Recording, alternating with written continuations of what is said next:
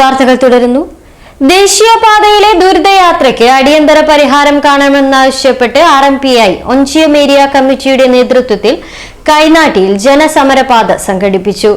സമരപാത KK Rama MLA ഉദ്ഘാടനം ചെയ്തു.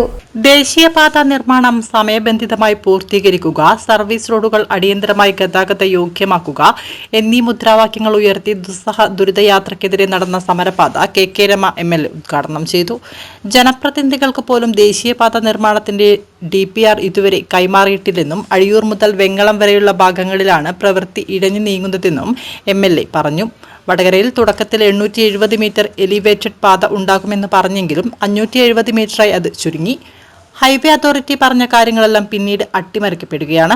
Puthuppanam, Nadapuram road, Madappally, Kannookkara, Mukkali എന്നിവിടങ്ങളിൽ ശക്തമായ സമരത്തിലൂടെയാണ് അടിപ്പാതകൾ നേടിയെടുക്കാൻ ആയത്. 5 മുതൽ 6 മീറ്റർ വരെ വീതി വേണ്ട സർവീസ് റോഡുകൾ പലയിടത്തും വരെ ഇടുങ്ങിയതിനാൽ ഭാവിയിൽ വലിയ യാത്രാ ദുരിതം ഉണ്ടാകുമെന്ന് MLA പറഞ്ഞു. ഡ്രൈനേജ് നിർമ്മാണം തികച്ചും അശാസ്ത്രീയമാണ്.